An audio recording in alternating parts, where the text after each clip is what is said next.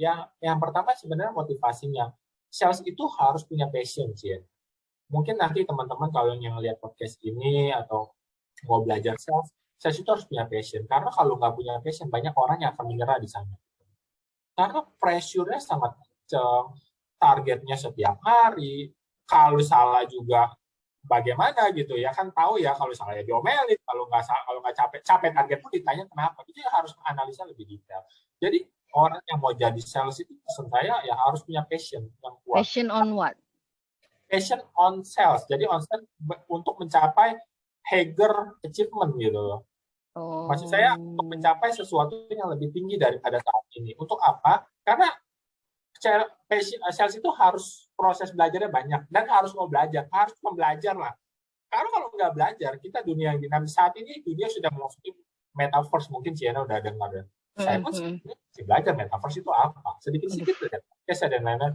Ya kita itu proses belajar karena kita harus agile gitu, kita harus ikuti perkembangan zaman dan dunia sales itu sangat kencang dengan itu gitu. Jadi harus ya kita punya maulah spirit belajar untuk bisa teman-teman mencapai higher level. Karena di dunia sales itu dunia yang sangat produktif di mana kita lebih produktif, kita akan lebih banyak mempercepat kita punya akselerasi untuk ke next level gitu.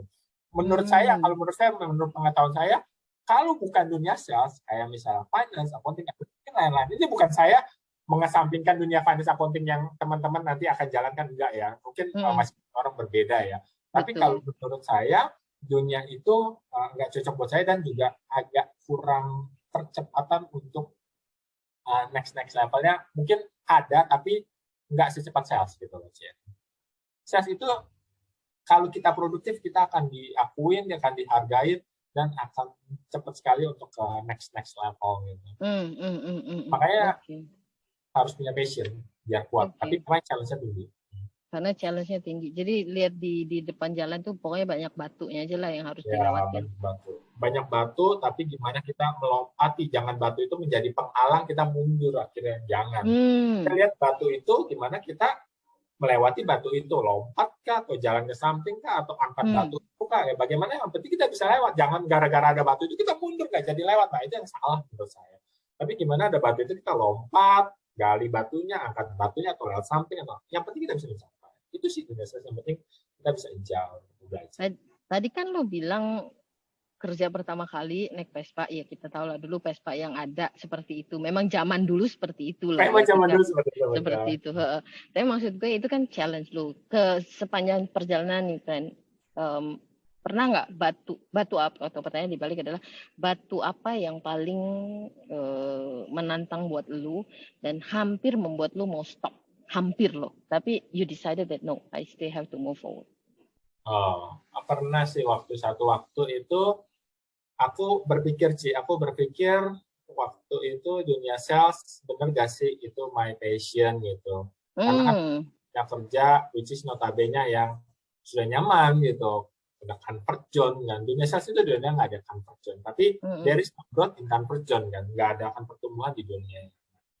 Aku pikir bener gak sih gue jadi sales, tapi satu lagi sih menggerakkan kita harus punya cita-cita sih.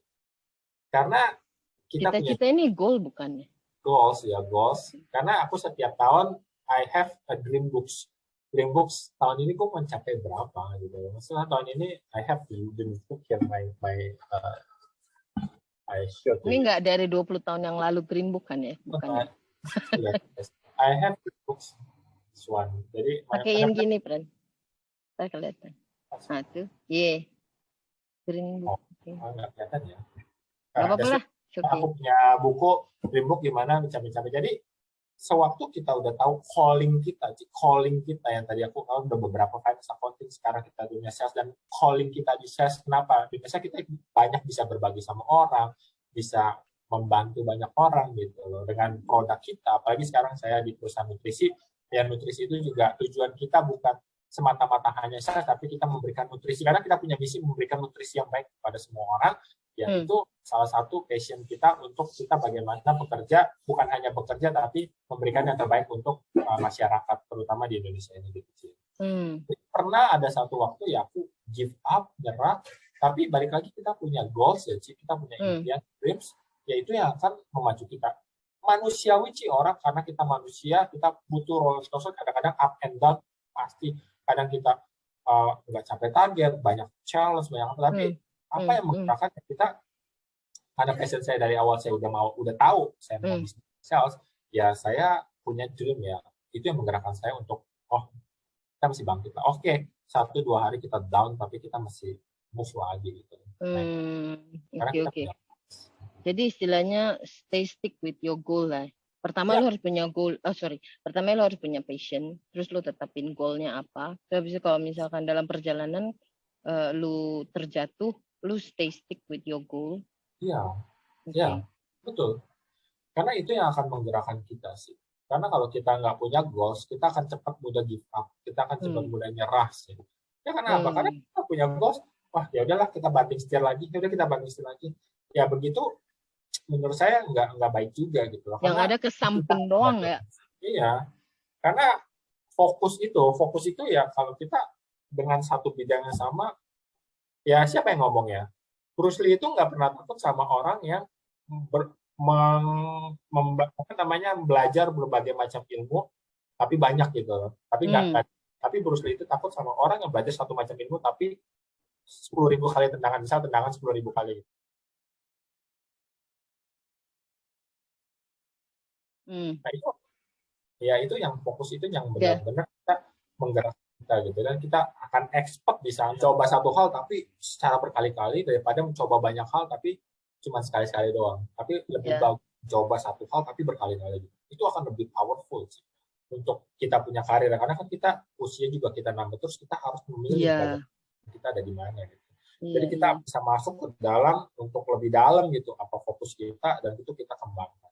Kalau saya udah clear sampai saat ini, ya saya nggak punya image, mungkin dibayar berapa kali pun, saya mungkin kalau untuk pindah ke dunia yang berbeda, ya saya mungkin consider gaji ya, aku mungkin consider nggak ambil peluang itu. Tapi kalau dunia sales, ya karena aku suka dunia ini, kerja itu harus passion sih, harus hobi gitu, dimana kita passion itu kadang-kadang kalau dibayar pun kita mau melakukan itu gitu ya. Jadi apalagi kita dibayar gitu kan, effortnya udah 2 kali gitu ya Ciana. Jadi ya itu is my passion. Jadi nggak dibayar aja kita senang ngobrol sama orang, something like that lah. Aku ngobrol nggak dibayar pun kita senang, apalagi dibayar gitu, kayak kerja kita sales. Benar. Interesting. Dari lu cara ngomongnya aja udah kelihatan passion lu tuh di sales gitu loh. ya thank you sih. Ya kadang-kadang menarik, karena dunia sales itu dunia yang penuh pembelajaran, jadi aku harus belajar terus. Kadang-kadang aku baca buku, aku beli buku baru, sesuatu yang bagaimana untuk mengembangkan sesuatu hal yang memang aku masih kurang, ya aku beli bukunya, belajar sesuatu yang baru. Nah, itu dunia sales itu dunia yang perlu pelajaran, di mana kita wawasan kita akan besar gitu sih ya. Oke, good. Belajar orang juga. Jadi ini buat anak-anak baru yang mau terjun ke dunia sales, ada tetapin value, right? Karena dengan value ini mereka bisa gerakan kita ya. Oke. Terus kalau misalkan orang-orang yang udah jadi sales, saran lu apa nih, Pren? Orang-orang yang udah di sales, mereka udah di dunia sales nih, be it itu sales representative atau sales supervisor. Saranmu apa sih dengan perkembangan zaman sekarang yang kayak sekarang COVID? I believe itu pasti challenge banget dong buat orang-orang, terutama kalau di retail dan segala macam. Itu sarannya apa, Pren? Saran aku belajar terus sih. Belajar terus, karena perkembangan dunia ke depannya kan ya nggak ada yang tahu ya. Tapi di mana sales itu berhenti belajar, dia nggak akan tumbuh. Gitu. Belajar dalam hal apa? Apapun. Ya misalnya kita perkembangan saat ini COVID, dunia saat ini orang udah nggak ke supermarket, orang nggak keluar gitu. Bagaimana dunia sekarang online yang laku? Bagaimana kita mengembangkan jualan kita di online? Mungkin kita harus belajar online lebih. Bagaimana kita narik traffic ke online tersebut? Bagaimana kita mengembangkan promosi kita di online? Karena kita lihat kan sekarang orang yang beralih ke online. Nah proses itu yang saya sarankan untuk ya kita harus belajar terus gitu. Ya sekarang nanti ke depannya kurang lebih 10 tahun kita akan masuk ke dunia metaverse yang saya pelajarin. Ya, kita mesti belajar ya sekarang, sehingga kita bisa mengikuti dan kita nggak ketinggalan. Gitu. Kita kehilangan peluang, dan kita harus belajar terus gitu. Jadi jangan menutup pintu buat belajar ya. Itu benar apapun sih. Itu. Wow, capek nggak jadi sales itu, friend? Capek, tapi you can get anything sesuai passion. Maksudnya aku sampai saat ini dunia sales capek, tapi banyak sekali berkat yang kita dapat. Kita banyak bisa membantu orang, kita banyak, yang salah satunya, kebetulan saat ini saya bekerja di perusahaan yang nutrisinya di Indonesia, kita bisa nutrisi ke banyak orang, itu kan punya kebanggaan sendiri di luar dari beyond money ya, yang kita dapat ya. Tapi kita punya kebanggaan orang nggak sakit atau nutrisinya tercukupi gitu loh, sehingga anaknya bisa lebih pintar, lebih baik gizinya. Itu kan kebanggaan tersendiri di luar dari money yang kita dapat gitu sih ya. Seperti itu. Jadi ya capek-capek, tapi kalau selama kita capek happy, itu capeknya nggak kerasa sih ya. Interesting. Jadi kayak misalkan lu dapat sesuatu buat diri lu, tapi sebenarnya lu juga berbagi buat orang lain ya. Itu yang jadi motivasi lu ya. Ya. Ya karena kan bukan seberapa besar yang kita punya sebenarnya. Berapa besar apa yang kita punya kita bagi ke orang lain. Ya itu menurutku sih ya something yang aku bisa sampai saat ini ya. Jadi bukan seberapa besar yang kita punya knowledge, duit atau apapun, tapi berapa besar yang kita punya kita bisa berbagi sama orang dari yang kita punya gitu loh. Terus satu pertanyaan nih, friend. Kan ada beberapa orang mungkin yang di posisi kamu juga mereka punya struggle atau apapun. Ya of course lah, kita kan nggak pernah tahu struggle orang kayak apa. Itu apa sih struggle yang terbesar dengan posisi sekarang, friend? Kalau boleh di-share. Dan gimana cara kamu overcome-nya ya?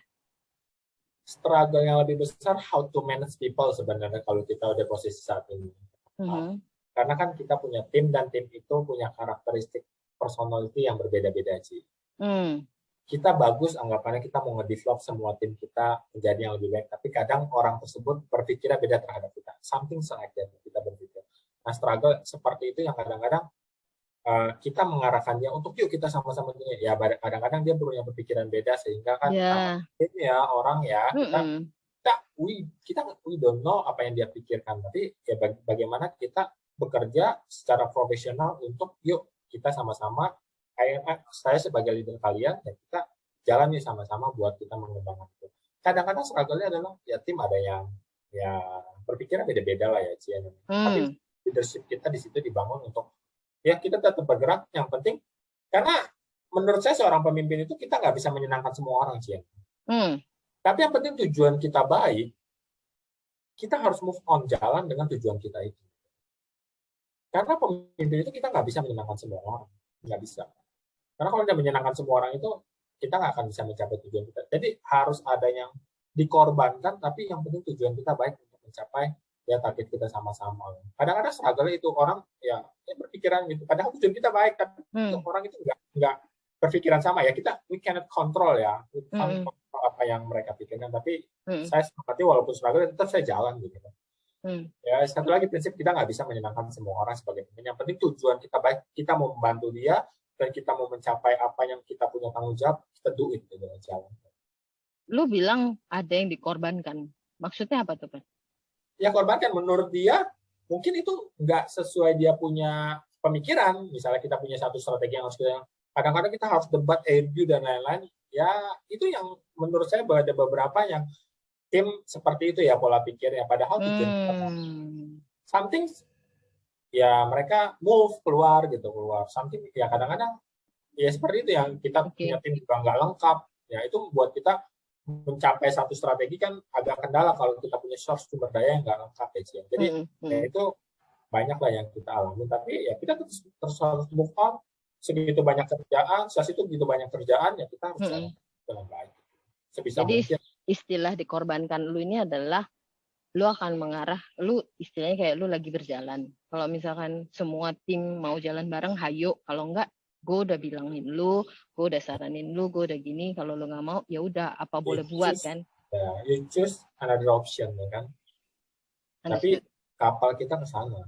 Iya. Struggle-nya apa ya? Karena tim nggak sesuai sama kita, dia move ya kita kan kehilangan sumber daya dan nyari sumber daya baru kan belum langsung bisa pensiun langsung kan. Jadi ya struggle-nya di sana untuk kita bisa jalan. Tapi tetap harus jalan.